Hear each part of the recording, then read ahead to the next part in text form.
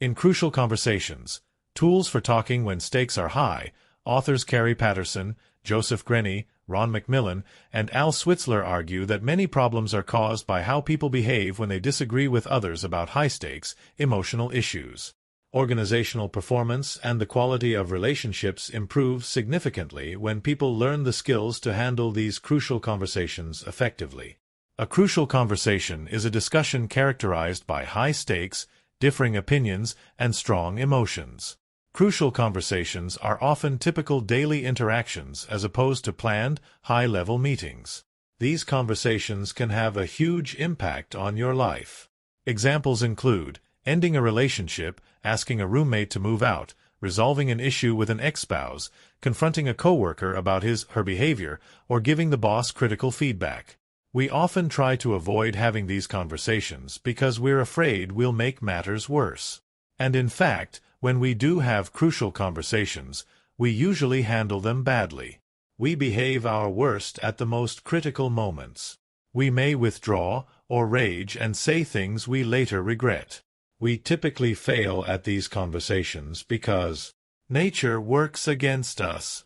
When under stress, we get an adrenaline surge and blood is diverted from the brain to muscles so that our thinking ability suffers. We get caught off guard. Crucial conversations often catch us by surprise. We have a knee-jerk reaction and later end up wondering, what was I thinking? We lack the right skills. We don't know where to start in terms of responding to or initiating a crucial conversation, so we just plunge in. Our reaction is self-defeating. We act in ways that keep us from getting what we want. We're our own worst enemies. For example, when one partner is neglecting the other, the aggrieved partner may respond with sarcasm and sniping, which causes the offending party to spend even less time with him or her. But this doesn't have to happen. People can learn the skills to handle these conversations effectively. And when they do, their career, health, personal relationships, and their organization or company benefit tremendously. For crucial conversations to be constructive, they must have a shared purpose and the conditions must be safe for everyone to contribute. It's important that all parties participate in order to reach the best conclusion or outcome. Many conversations, however, go off the rails as people act out by pushing their views aggressively, withholding their views, or acting from motives that undercut the shared purpose. Specifically, there are 7 key dialogue principles, including implementation skills you can learn. The 7 dialogue principles. Know your heart. In high-risk discussions, stay focused on what you really want, your big picture goal, such as a stronger relationship, so you don't sidetracked by conversational games, such as trying to win, punish the other person, or keep the peace. Also, refuse the fool's choice of limiting yourself to an either/or alternative. I can stay silent and keep the peace, or I can speak up and ruin my relationship. Look for ways to do both. Speak up and have a stronger relationship. Make the conditions safe. The first prerequisite for healthy dialogue is safety. You can't have constructive dialogue when people don't feel safe, because they start acting in unproductive ways and stop contributing to the dialogue. To maintain safety in a conversation, you must monitor 2 elements: what's being discussed and what people are doing in response, both the content and the conditions of the conversation. To ensure safe conditions for conversation. Notice the point when a conversation turns crucial and could go off track due to emotional responses. Look for safety problems, people withdrawing or behaving aggressively, that short-circuit dialogue and intervene before they get out of hand. Beware of reverting to your style under stress. In crucial conversations, you'll revert to tactics you grew up with: debate, silent treatment, manipulation, etc. You need to be alert to these tendencies in order to counteract them. Make the content safe. For people to feel safe in speaking their minds, there are 2 requirements. 1. A mutual purpose for the conversation, agreement on what we're trying to accomplish, and 2. Mutual respect. Each participant's views and feelings are respected. When someone doesn't feel safe in saying something potentially controversial, either they don't trust in a mutual purpose, they're suspicious of ulterior motives, or someone has undermined mutual respect, for instance, by attacking another person, sighing, or eye-rolling. The dialogue can't resume until respect has been restored.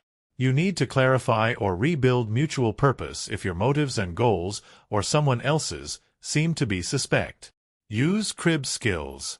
Commit to seek a mutual purpose. Commit to stay in dialogue until finding something that satisfies everyone. Recognize the purpose behind the strategy. Ask people why they want what they're pushing for. Invent a mutual purpose if you're still at odds. Brainstorm new strategies with a clear mutual purpose. When you need to repair a misunderstanding to restore respect, you can use the skill of contrasting. Contrasting is a don't/do statement that addresses others' concerns that you don't respect them or that you have a malicious purpose. Confirms your respect or clarifies your real purpose, the do part. An example of contrasting in a couple's conversation. I don't want to suggest that this problem is yours. I think it's ours. I don't want to put the burden on you. What I do want is to be able to talk so we understand each other better. Control your emotions. Our emotions are generated by stories we tell ourselves when someone does or says something. These stories are our interpretations of what we saw and/or heard. Negative interpretations lead to negative feelings and then to unproductive actions. But we can change our emotions by rethinking our stories or retracing our path from our feelings and actions back to the incident that prompted them. Notice your behavior, identify your feelings, analyze the story creating your feelings, and go back to facts. Ask yourself what evidence you have to support your story and whether the facts might support a different story or conclusion. Also, make sure you're telling yourself the full story and haven't omitted any facts to justify your reaction. Share your stories. Express your views, tell your story, in such a way that others will be receptive, encourage feedback, and be willing to alter your views or story when additional facts warrant. When caught up in unproductive emotions and actions, retrace them to the facts to test their accuracy. This process can be broken down as follows, remembering the acronym STATE. Share your facts. Start with the least controversial. Tell your story. Explain what you're beginning to conclude. Ask for others' paths. Encourage others to share both their facts and their stories. Talk tentatively. State your story as a story, your opinion, not a fact. Encourage testing. Proactively seek opposing views so you can test your theory against additional information. Explore others' paths. To have a constructive conversation, you need to encourage, listen to, and understand others' views. Start with an attitude of curiosity and patience. Use 4 listening skills to trace the other person's path to action, AMPP. Ask, express interest in the other's views. Mirror, acknowledge the emotions people appear to be feeling. Paraphrase, restate what you've heard. Prime, if others hold back, offer a guess as to what they may be thinking and feeling to get the discussion started. As you begin to share your views, remember ABC. Agree. Agree when you share views for the most part, rather than arguing over minor points of disagreement. Build. Agree where you can, then build. I agree completely. In addition, I noticed that. Compare. When you differ substantially, compare your 2 views. I think I see things differently. Let me explain.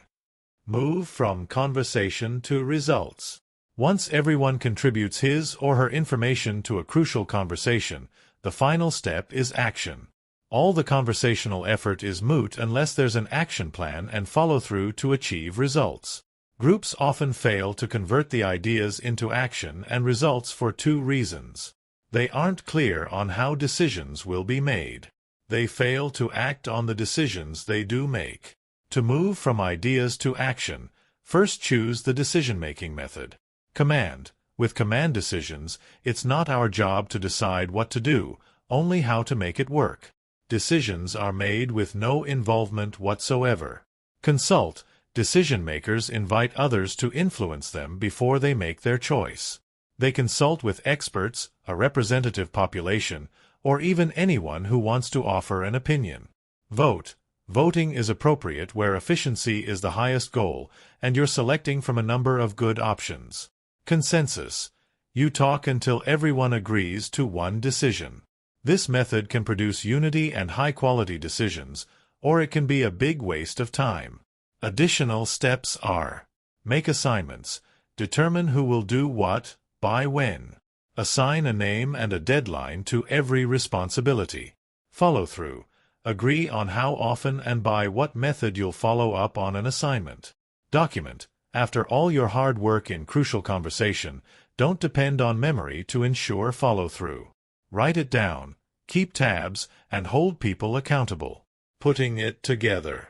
When you're involved in a heated, crucial conversation, it can be hard to remember and apply the dialogue skills and principles. It takes practice and preparation. In the meantime, however, you can improve your handling of crucial conversations by simply focusing on 2 key principles. Pay attention to what's happening. Constantly ask yourself whether you and others are in or out of dialogue. Even if you don't know exactly how to fix a problem, you can try something, which is always better than doing nothing. Ensure safety. When you notice that you and others have moved away from dialogue, do something to make it safer. For instance, asking a question and showing interest in others' views. Meanwhile, study and practice the 7 dialogue principles. Despite the challenges and risks of crucial conversations, anyone can learn the skills to effectively hold tough conversations about virtually any topic. Don't worry about being perfect. Even a little effort can lead to dramatic improvement.